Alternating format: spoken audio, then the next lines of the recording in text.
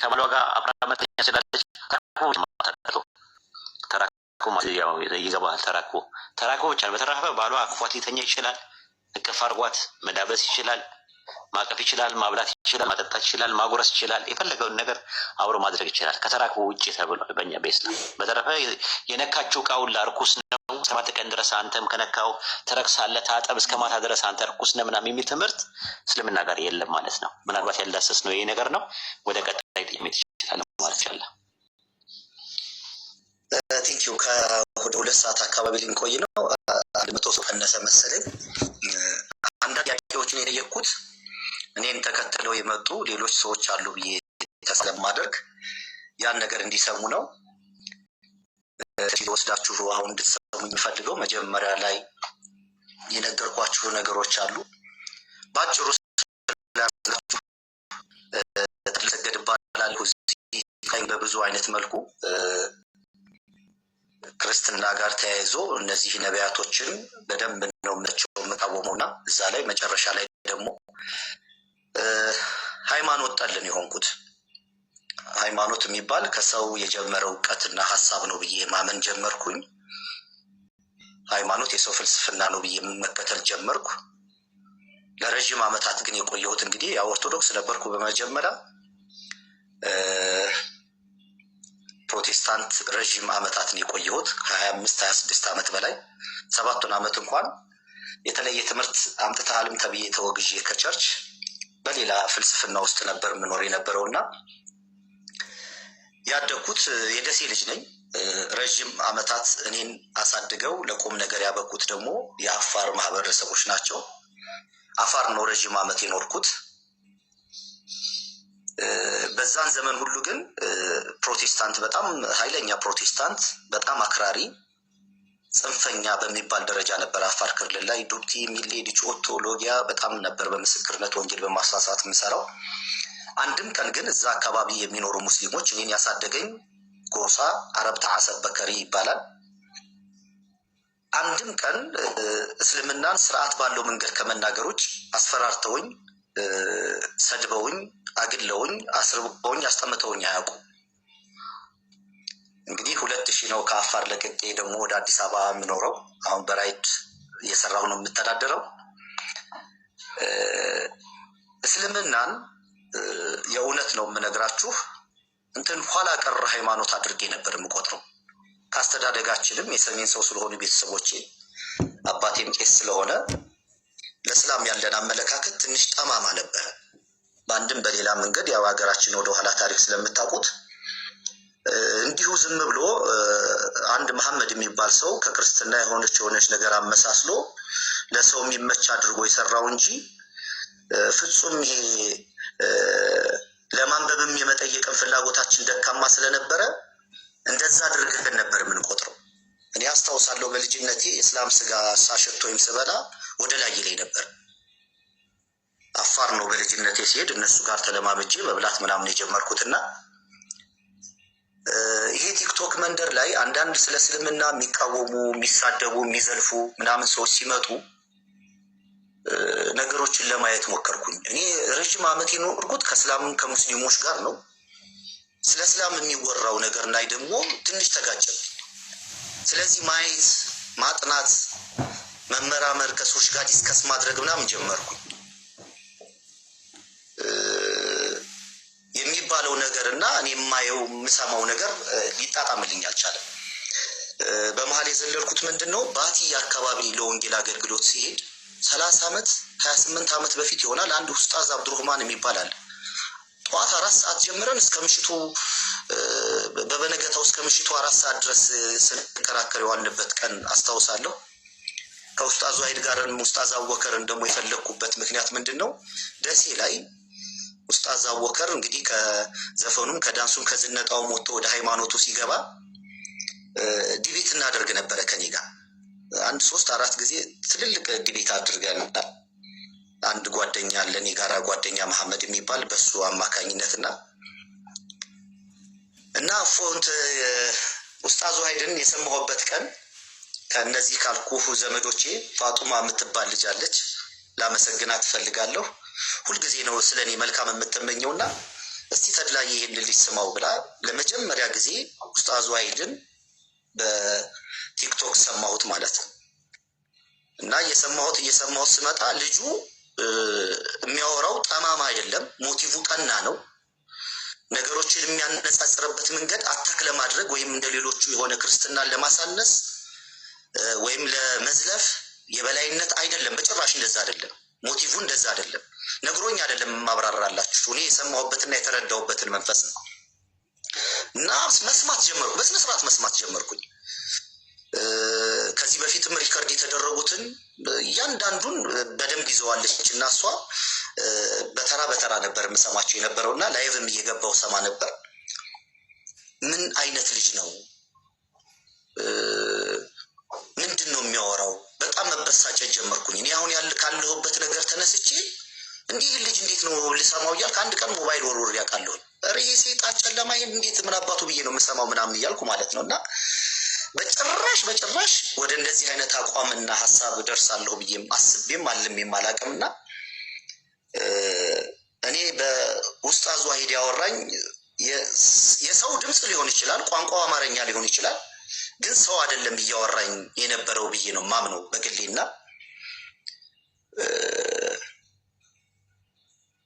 ቁርአንንም እንግዲህ አሁን 6 ወር ሆነኝ አሁን እያነበብኩ ነው አለኝ አማርኛው ቁርአን። እንደዚህ አይነት የሰለጠነ መጽሐፍ በህይወት ገጥሞኝ አያውቅም። እስልምና ቅድም እንዳልኳላችሁ ኋላ ቀር የሚመስለኝ ጥያቄ ለእያንዳንዱ ጥያቄ ዲቴል ማብራሪያ ያለው ትብታብ የሌለበት ውስብስብ ያልሆነ ሁሉን ሰው በግልጽ ማስረዳት የሚችል ሀሳብ ያለበት ነው። እና ምንድነው አብዛኛውም ሰዎች አሁን እዚታችሁ ናችሁ የምትሰሙት ካላችሁ የሆነ ነገር ጂጅ ከማድረጋችሁ በፊት በዛ ነገር ጂጅ በምናደርገው ነገር ላይ ቀድሞ እውቀት ሊኖረን ያስፈልጋል። ክርስትናን ለመቃወም ስለ ክርስትና እውቀት ያስፈልጋል። እስልምናን ለመቃወም ስለ እስልምና እውቀት ያስፈልገናል። እኛ ሳናቅ እንዲሁ በሰማነው በለመድነው ባየነው ነገር ተነስተን ነበር ጂጅ ስናደርስ ስንጸየፍ የነበረው። እና ሁላችሁ እንደምታውቁት ከዛሬ 2-3 ዓመት በፊት እፎይ የሚባል ልጅ ስለ እስልምና የሚያቀርባቸው ነገሮች አሉ። እንዲህ ምንድን ይሄ ልጅ የሚለው እኔን ያሳደገኝ ያኖረኝ ያበላኝ ያጠጣኝ ሙስሊም ነው።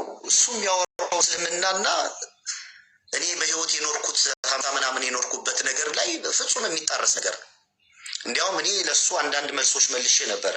ቫይራል የወጡ ቪዲዮዎች ናቸውና ለምሳሌ ከንጽህና ጋር ተያይዞ ያቀረበው ነገር አለ።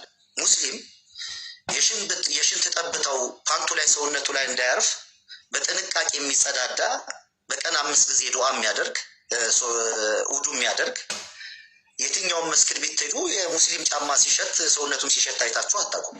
እሱ በጉድጓድ ውሃ በካካ ይታጠባሉ ብሎ ያወራል። አውዱን እየሳተ ጥላቻውን ሊያስተላልፍበት የሚፈልግ ስለ ጂሃድ የሚያወራው መልስ ሰጥቼ አውቃለሁ። ስለዚህ ከታች ያላችሁ ክርስቲያን ወንድሞችና እህቶች ካላችሁ ብዙዎቻችሁ መጣችኋል ብዬ ማስባለሁን። እስልምናን ለመቃወም እስልምናን አጥኑ፣ ጊዜ ውሰዱ፣ ጠይቁ። ካልጠየቃችሁና ካላነበባችሁ እንዲሁ ዝም ብሎ በተነገረን ነገር ላይ ከሆነ ጥላቻ ነው የሚሆነው። ጥላቻ ደግሞ ትምህርት አይሆንም፣ ሀሳብም አይሆንም። እና እኔ ዝም ብዬ አይደለም ጨርሼ ነው የመጣሁት። አንዳንድ ጥያቄዎች የጠየቅኩት ሰዎች እንዲሰሙ በዛ ላይ ትንሽ አይነት ሂንት እንዲኖራቸው ብዬ እንጂ ኡስታዝ ዋሂድን እስልምናን ከሱ እንድቀበል የፈቀድኩበት ምክንያት አብዛኞቻችሁ እኔ በአካል አላውቅም። አሁን በቀደም ነው 2-3 ቀን እንግዲህ በቲክቶክ በፌስቡክ ያወራ ነውና እድሜውም ትንሽ ነው፣ በ10 ምናምን የምበልጠው ልጅ ነው። ቅንነቱ እውቀትን መሰረት አድርጎ የሚያቀርበው ማብራሪያ፣ ለሰዎች ያለው አክብሮትና ፍቅር፣ ለሚያምንበት ነገር ቁርጠኝነቱን እነዛ ሁሉ ማርከውኝ ፈጣሪም ለሱ ደሞዝ እንዲሆነው አስቤ ይሄ በቃ ድካሙ ንግግሮቹ ጊዜ ወስዶ የሚያወራው ሰውን ለማትረፍ ስለሆነ ምሪት ነው እስልምና ልቀበል የፈለግኩትና በጣም ከባድ ዋጋን የከፈልኩት ብዙ ነገር ያሳጣኛል። ቤተሰብ፣ ጓደኛ፣ ልጆች፣ ማንኛውንም ነገር መራም መጠማት መሞት እንኳን ካለብኝ በደስታ ለማድረግ ላመንኩበት ነገር ደግሞ እንደዚህ አይነት ልጅ ነኝ እኔ። በኖርኩበት ቸርች፣ በኖርኩበት ማህበር፣ በጓደኝነት በየትኛውም ዙሪያ ላይ ማንም ሰው እኔን በስነ ምግባር በሌብነትና በውሸት ሊከሰኝ የሚችል የኋላ የጀርባ ታሪክ የለኝም። ክርስትናን ጠልቼ፣ ፕሮቴስታንትን ጠልቼ፣ አማኝነትን ጠልቼ ሳይሆን እንዲያውም በምኖርበት ቸርች፣ ማህበር፣ ጓደኝነትና ቤተሰብ ውስጥ ፍጹም ዲሲፕሊን ያለኝ በህግና በስርዓት ደግሞ ማምን ጤነኛ ሰው ነኝ ብዬ በግል ያምናለሁኝ። ጠማማም ሰው አይደለሁም። ትንሽ ቪዲዮ ላይ ሳይሆን በጣም ጠንካራ ኃይለኛ እና ክፉ ሰው አድርገው የሚቆጥሩኝ ሰዎች አሉ። በህይወት ግን በአካል የቀረቡ ሰዎች እንደዛ አይገምቱኝ ብዬ አስባለሁ። እና ይሄ የወሰንኩት ውሳኔ 3-4 ወር እንቅልፍ አጥቼበታለሁኝ። እንዴት ነው የምሆነው? እስከ ዛሬ የተናገርኩትስ፣ ያወራሁትስ፣ የለፈለፍኩትስ በተለይ ደግሞ ትልልቅ መነጋገሪያ የሆኑ 1፣ 2፣ 3 ብሮድካስቶች አሉና እንዴት ነው የማደርገው ብዬ ከራሴ ኢጎ ጋር ነበር ግብ 3 ወር 4 ወር ከባድ ስትረስ ውስጥና ጫና ውስጥ ነው የነበርኩት። ለሰው አላወራም ራሴ መቋቋም ስለምችል እና ኡስታዝ ዋሂድ በጣም አመሰግናለሁኝ።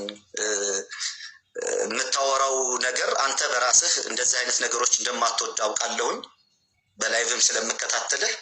ግን በአንተ ያገኘኝ ራሱ ፈጣሪ ነው ያወራኝ ብዬ ስለማምን አሁን በደስታ ቪዲዮ ከፍታለሁኝ። ዓለም ይስማ፣ ሪከርድ አድርጉታችሁም ያላችሁ በደስታና በብዙ ኩራትና ስሜት የሚቀጥለውን ረመዳን እናንተ ጋር ጾማለሁ። እዚህም ደግሞ አስተማሪ ታደርግልኛለህ ብዬ አስባለሁኝ እና ከዚህ በላይ ባላደክማችሁ በትልቁ አድርጉኝ። በቪዲዮ ነው የምወጣው። ምንም ነገር ስናገር ስለፈልፍ ያላፈርኩ ሰውዬ ይህንን ነገር ለማድረግ ምንም የሚያሸማቅቀኝ ነገር የለም። ይህን ሁሉ ፈጣሪ ስለረዳኝ አመሰግናለሁ። ቪዲዮ ከፍታለሁኝ፣ ሪከርድ አድርጉትና ቀጣይ ፕሮግራሙን ዋሂድ ቀጥል። አሁን መምህሬ ስለሆንኩ ኡስታዝ ዋሂድ ቴንክ ዩ። እሺ ጥሩ ነው። ብዙ ነገር እንትን ያልከው ማለት ነው። አይ ቲንክ አህመድና ሳላህ ማጠቃላይ ይሰሩበታል ማለት ነው ኢንሻአላህ። ግን ያው ሻሃዳ ማለት ብዙ ጥያቄዎች አሉኝ። ካሳመነኝ ነው ጥያቄውን የምቀበለው ስላልከኝ የምር በእነዚህ ቤዚክ በሚባሉ ጥያቄዎች አሁን ሻሃዳ ትይዛለህ ብዬ አልጠበቅኩም ነበር የምር ለመናገር። እኔ እንደው ቢያሰብኩት ሰዓትም በጣም ብዙ ስለሌለብን ምናልባት ሌላ ጊዜ ዛሬ ሳምንትም 2 ሳምንትም ከቻልኩ ደግሞ ወንድሞች ጋር ሪኮመንድ ለማድረግ ወይ ሳላ ጋር ወይ ኢምራን ጋር ወይ ኢብራሂም ጋር ወይ አቡኪ ጋር ወይ አህመድ ጋር ላገናኝ ነበር ያሰብኩት ነበር። ምክንያቱም እኔ ጊዜ የለኝም እና በቀን ሰሞኑን ኢንተንሲቭሊ ገብተህ ከዛ ጥያቄዎችን ተመልሶልህ ራስህ የሚበጀውን ከሚፋጀው የለየ ሰው ነህ። ብዙ ነገር ታውቃለህ ብዬ አምናለሁ እና ግን ዛሬ እንዲሆን ምርጫ ከሆነ እኔ የመከልከል መብት የለኝም ማለት ነው ኢንሻአላህ። እንግዲህ እስልምና ስትቀበል የተጫነ ያስገደደ ወይም ደግሞ የደለለ ሰው አለ? እዚህ የምታውቀው ሰው ማለት እንደዚህ ተጽዕኖ ያደረገብህ ሰው አለ? በእንትን አሉታዊ ተጽዕኖ ማለት ነው አለ? እሱም መጀመሪያ እስቲ ምን አልከኝ? በትንሽ ሰከንድ እስልምና ለመቀበል ስትፈልግ ከበስተኋላ ያስገደደ አካል አለ ወይ? ያስገደደ ወይም ደግሞ የሆነ ነገር አስገደደኝ? በጭራሽ አስገደደኝ አካል የለም። ግን ቅድም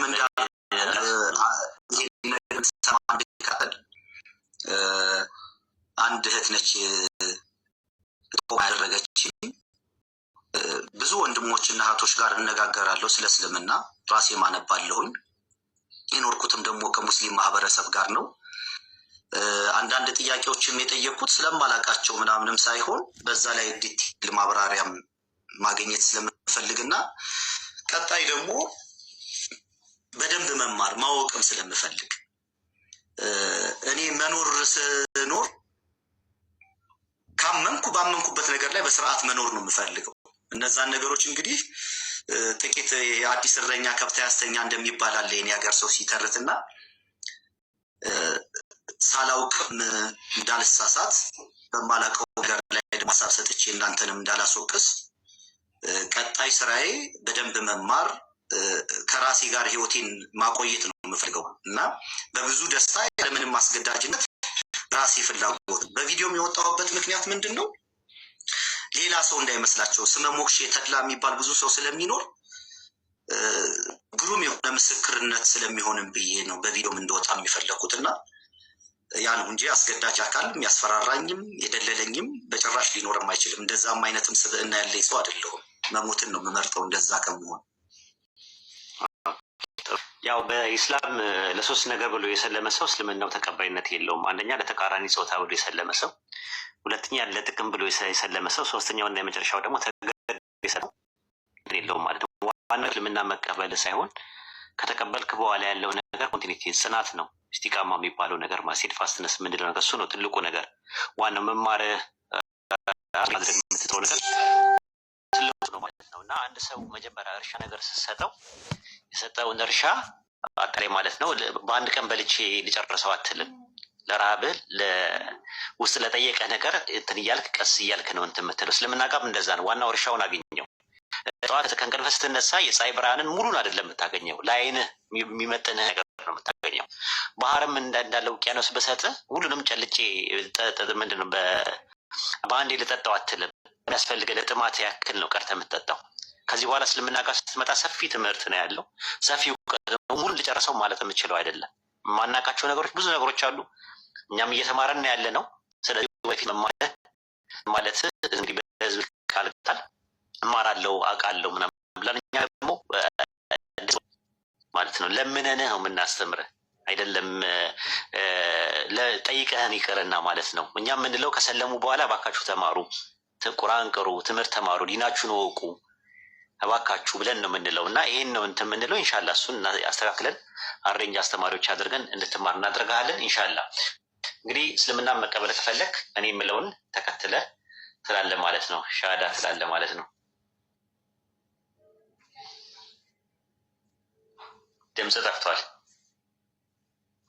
አለሁ እየጠበቅኩ ነው።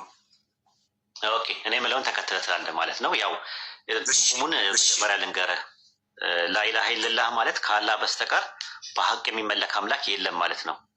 መሐመድ ረሱሉላህ ማለት ደግሞ ረሱል ሰለላሁ ዐለይሂ ወሰለም የአላህ መልእክተኛና ባሪያ ናቸው ብሎ ቁርአን በእሳቸው ላይ የወረደው ቁርአን ያላህ ንግግር ነው ያላህ ቃል ነው ብለህ ታምናለህ። እሳቸው ደግሞ ኦንቶሎጂካሊ እንደኔና እንዳንተ ሰው ናቸው። ከሴት የሚለዩት ጾታቸው ወንድ ነው። ሜታፊዚካሊ ከኛ የሚለዩት ነገር ምንድነው? ሜታፊዚካሊ ነው የሚለዩት፣ በማንነት ይለያሉ። እሳቸው ነብይ ናቸው፣ መልእክተኛ ናቸው። እንደገና ደግሞ የነቢያት ቁንጮና መደምደሚያ ናቸው ማለት ነው። ይሄ ነው እንትኑ። ድረሱልን አንላቸውም፣ አንጠራቸውም። ወደ እሳቸው ደዋ እናድርጉ። እሳቸው ፍጡርም ሰውም ስለሆኑ ማለት ነው። ይሄ ነው ያለው ነገር። መልእክተኛ መሆናቸውን ብቻ አንድ ሰው መመስከር አለበት ማለት ነው። እኔ የምለውን ተከትለ ትላለህ ማለት ነው ኢንሻአላህ። አሽሃዱ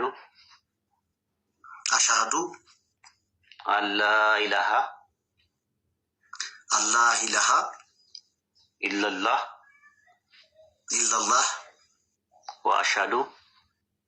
ወአሽሃዱ አነ ሙሐመደን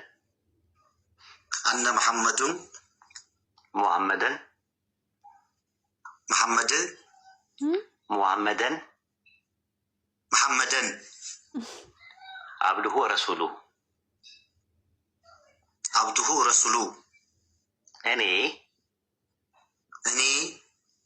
ከአላህ በስተቀር በሀቅ የሚመለክ አምላክ የለም ብዬ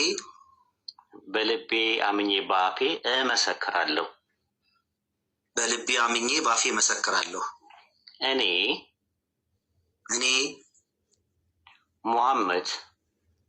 ሙሐመድ የአላህ ባሪያና መልእክተኛ መሆኑን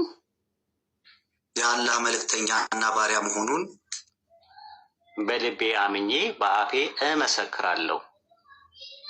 አምኜ በአፌ እመሰክራለሁ። ማሻአላህ። አላሁ አክበር፣ አላሁ አክበር፣ አላሁ አክበር፣ አላሁ አክበር፣ ተክቢር፣ አላሁ አክበር፣ ተክቢር፣ አላሁ አክበር። ወደ ዲኑል እስላም በሻሃደተይን ገብተሃል ማለት ነው። ከዛሬ ጀምሮ ሙስሊም ወንድማችን ነህ። የእስልምና ወይም ደግሞ የዲኑል ኢስላም ተከታይ ነህ። በጣም ደስ ብሎናል። አላሁ አክበር፣ አላሁ አክበር፣ አላሁ አክበር፣ አላሁ አክበር። ተክቢር አላሁ አክበር፣ ተክቢር አላሁ አክበር። አላህ ይቀበልህ። ዱዓ አድርግልን ለኛም እንግዲህ ኢንሻአላህ አላህ ይቀበልህ። በጣም ደስ ብሎናል። ከዚህ በኋላ አንተ እንደተወለደ ህፃን ልጅ ኃጢአት በሙሉ ታጥቦልሃል። አውቀህ በድፍረት ሳታውቅ በስተት የሰራው ኃጢአት በአጠቃላይ ይቅርታ አላህ አድርጎልሃል። ማሻአላህ አልሐምዱሊላህ። ዱዓ አድርግልን። ወንድሞች እንግዲህ ደስታቸውን ይገልጻሉ። እንግዲህ አሁን ከሳላ ልጀምርና ወደ አህመድ እንትን ላለ ሁላችሁም እንድታወሩ አደርጋችኋለሁ ማለት ነው። ወንድም ሳላ አለ። አሰላሙ አለይኩም። ደስታን ግለጽለት። ወአለይኩም ሰላም ወረሕመቱላህ። እሺ ሁላችሁንም ሰላም ብያለሁ። ወንድም ተድላ እንኳን አላህ ሱብሓነሁ ወተዓላ ወደ ተፈጠርክበት ወደ ዲን አልኢስላም አመጣ። ለአንተ በጣም ደስ ብሎናል። አላህ ሱብሓነሁ ወተዓላ ጽናቱን ብርታቱን ይስጥህ እና ያው ብዙ የምለው ነገር የለም። በጣም ደስ ብሎኛል። እንግዲህ አላህ ያጽና። እንግዲህ ከዚህ በኋላ ብዙ ነገር ተምረህ ያው ራስህንም ሌሎችንም እንደምትጠቅም ተስፋ እናደርጋለን። ባረከላሁ ፊኩም። ያው ያስተማራችሁ እዚህ ፕሮግራም ላይ የተሳተፋችሁ ብዙ እውቀትን ሼር ያደረጋችሁ ወንድሞች እና ኡስታዝ ዋሂድ አላህ ይቀበላችሁ እና በድጋሚ ደስ ብሎኛል። ማሻአላህ ማሻአላህ። አህመድ መቀጠል ትችላለህ። ሌሎችም ወንድሞች ደስታችሁን ግለጹለት እና ጀስት ፎሎ ተደራረጉ። ፎሎ አድርጋቸው ከላይ ያሉትን ሁሉንም ማለት ነው። ኢንሻአላህ ፎሎ መደራረጉ ጥሩ ነው። ላይቭ ሲከፍቱ እየገባ መጠየቅ የሚፈልገው ነገር ካለ ጠይቃቸው፣ በግልም ማግኛቸው። ኢንሻአላህ እኔም በግል ስለማገኘት ችግር የለውም። አህመድ ካለ መቀጠል ትችላለህ። መርሃባ ማሻአላህ ማሻአላህ። አላሁ አክበር አላሁ አክበር። እንኳን አላህ ወደ ዲኑል ኢስላም መራ። እንግዲህ ዋናው ነገር አላህ ቁርአን ላይ እንዳስቀመጠው ሱረቱል በቀራ ምዕራፍ 2:6 ላይ በተወክዶ በአላህ ማመን ነው እና በተወክዶ በአላህ ማመን ውስጥ የምናገኛት የሆነ ዘለበት አለች። በቲ ዘለበት ነች እንግዲህ ከእሳት የምታሰርፈን እና እዛ ከእሳት የምንተርፍበትን ገመድ በያዘ እንኳን አላህ መራ ልልህ እወዳለሁ። ዋናው ነገር ደግሞ አላህ ተናግሯል ሱረቱል ፉሲለት ላይ ሱረቱል ፉሲለት ምዕራፍ 40:30 ላይ እነዚያ ጌታችን አላህ ነው ያሉ ብለው ከመሰከሩ በኋላ ከዚያም ቀጥ ያሉ አትፍሩ ይላል። ቀጥ ያሉ እያለ ይናገራል። አላህ ይስተቃሙ እያለ ይናገራል። እነለዚነ ቃሉ ረቡና አላህ ሱመ እስተቃሙ ይላል። ጽናት የሚባለው ነገር ደግሞ አስፈላጊነት አለውና አላህ ጽናቱን ይስጥህ። በዛ ላይ በርታ፣ ትምህርት ላይ በርታ። እንኳን አላህ መራ። ሌሎችም ወንድሞች እዚህ የጋበዛችሁት ከዚህ በፊት ሜንሽን አድርጋችሁ ነበረ። በእርግጥ አንዳንድ የሱ ቪዲዮዎች ላይ ምናምን ሜንሽን አድርጋችሁ መልስ ስጥበት ወይ ምናልባት ቤት ጋብዘው የምትሉኝ ወንድሞች ነበራችሁ። ዛሬ እዚህ ተገኝተህ ጥያቄዎችን በሙሉ ተስተናግዱ ወደ ዲኑል ኢስላም በመምጣት በጣም ደስ ብሎኛል። እንኳን አላህ መራ። ብቻችሁ ቀጥሉ። ማሻአላህ ልቀጥል እኔ ተድላ በጣም ደስ ብሎኛል።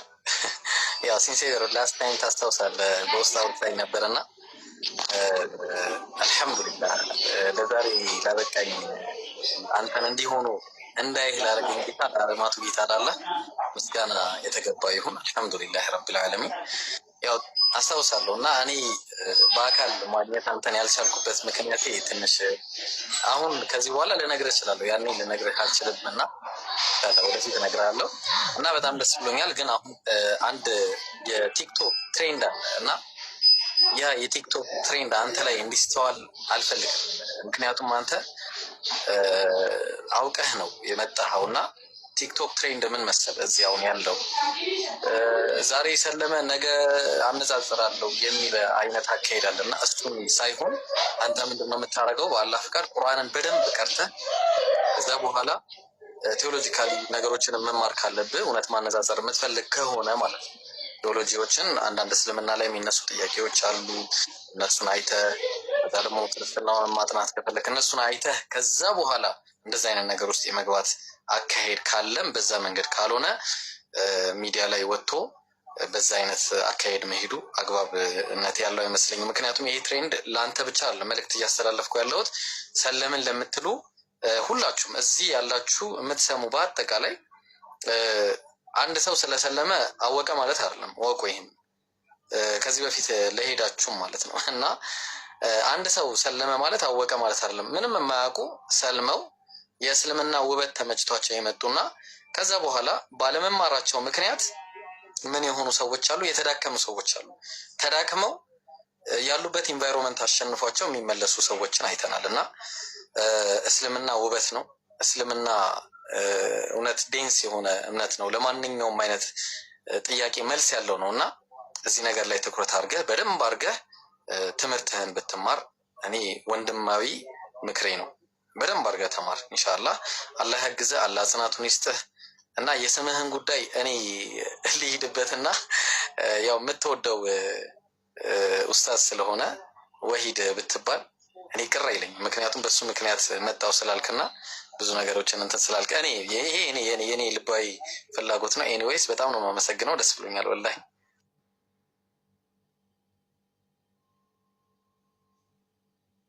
ሰላሙ አለይኩም። ኢምሩ ቀጥልና ከአንተ በኋላ አወራለሁ ኢንሻአላህ። ህዝቢ አላሁ አክበር፣ አላሁ አክበር፣ አላሁ አክበር ثم አላሁ አክበር። ደስታዬን ልገልጽ አልችልም። ለዓለማቱ ጌታ ምስጋና ይገባው። እንግዲህ እዚህ ጋር ዛሬ 3 ነፍስ ከገሃነም ድሏል ማለት ነው።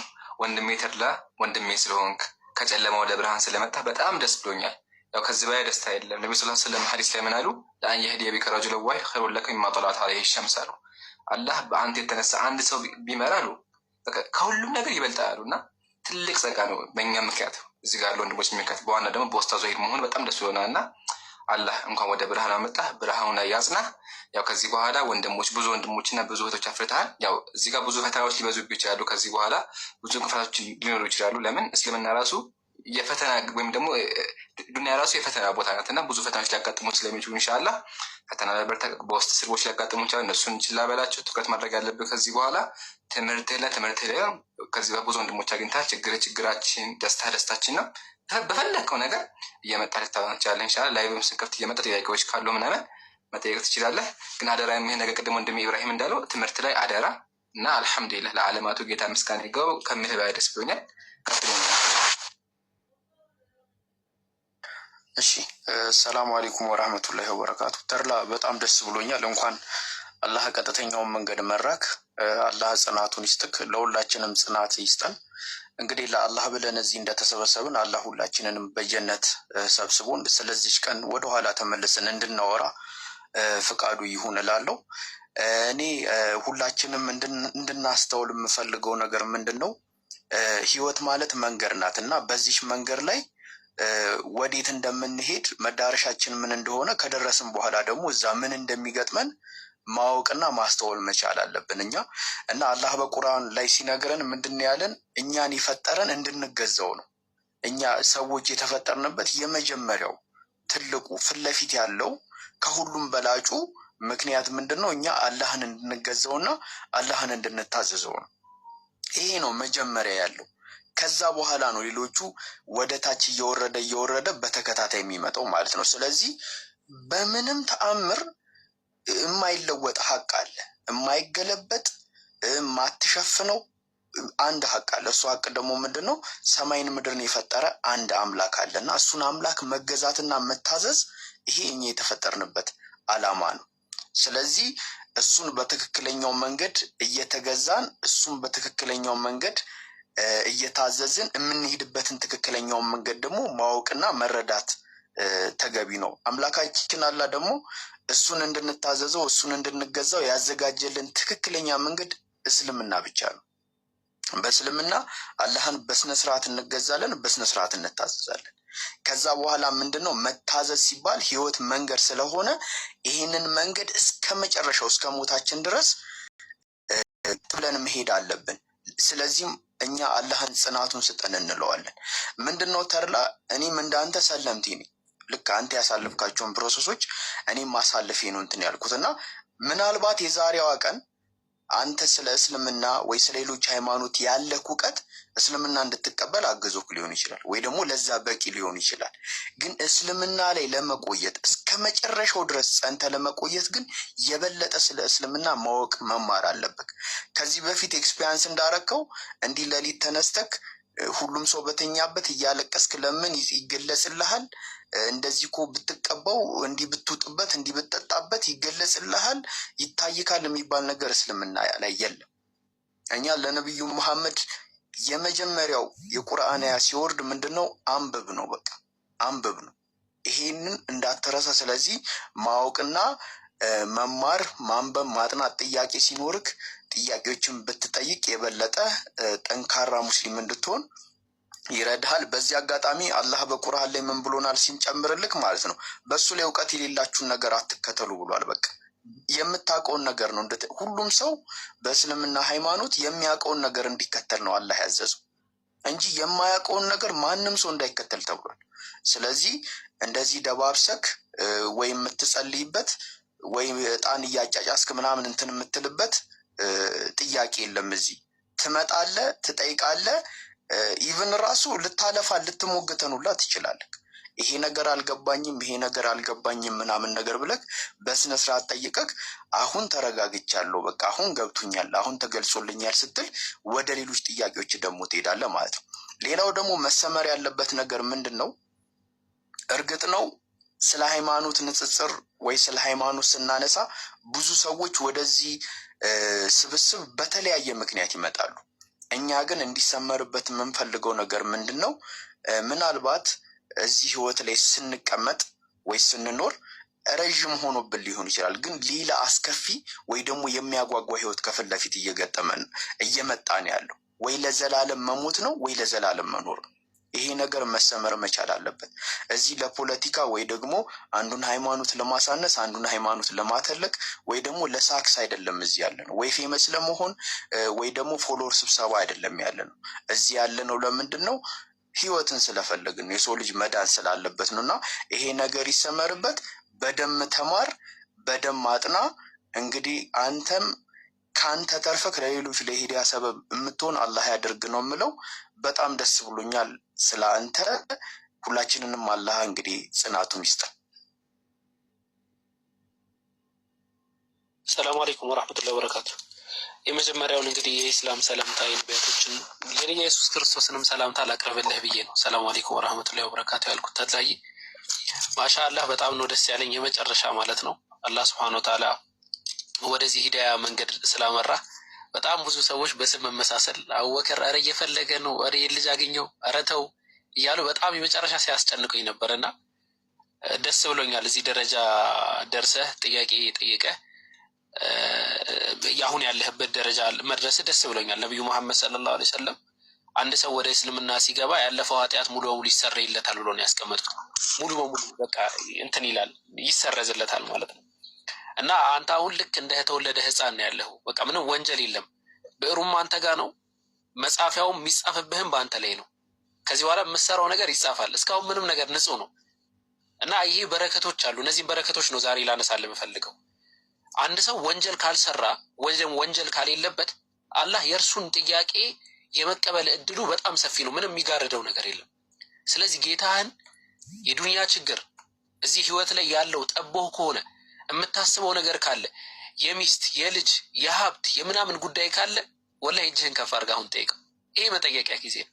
እኔ ደግሞ አደራ እንግዲህ ዛሬ ነው ያየኸኝ፣ ስሜን እንዳረሰው በአቡበከር አህመድ ያዘውና አቡበከር ደግሞ አስታውሶኛል። ስለዚህ ለሱም ዱዓ ላድርግለት፣ አላህ የሚያስበውን አላህ ያድርግለት ብለህ ዱዓ አድርግልኝ። ለኔ እዚህ ጋር ለምታየው ወንድሞችም ዱዓ አድርግላቸው። አጠቃላይ ዓለም ደግሞ የሙስሊም ዱዓ ይፈልጋል። ዓለም በጣም ተቸግሯል። ዓለም ተመልክተህ ከሆነ ማለት ነው የሚመራበት ነገር አጥቶ ነው ያለው። አጠቃላይ ዓለሙን የትም ሀገር ዙር ምን መከተል እንዳለበት አላወቀም። ገና ሰው ማንን ሞዴል ማድረግ እንዳለበት አላወቀም። ኮምፓሳቸው ለጠፋ ኮምፓሳቸውን እንዲያገኙ የሂዳያ መንገድ አንተ ያየውን ብርሃን ያላገኙት ብርሃን እንዲያገኙ ዱዓ አድርግ። እንግዲህ አሁን ሙስሊም ሆናል። አንድ ሙስሊም ሌላ ሙስሊም ላይ ያለው ሀቅ አንተ ወንድማችን ነህ፣ ለእኛ ዱዓ ታደርጋለህ። እኛ ወንድሞች አንተ ዱዓ ታደርጋለህ። ለሌሎቹም ዱዓ ታደርጋለህ። ያንን ነው የምለው ኢንሻአላህ። መጨረሻ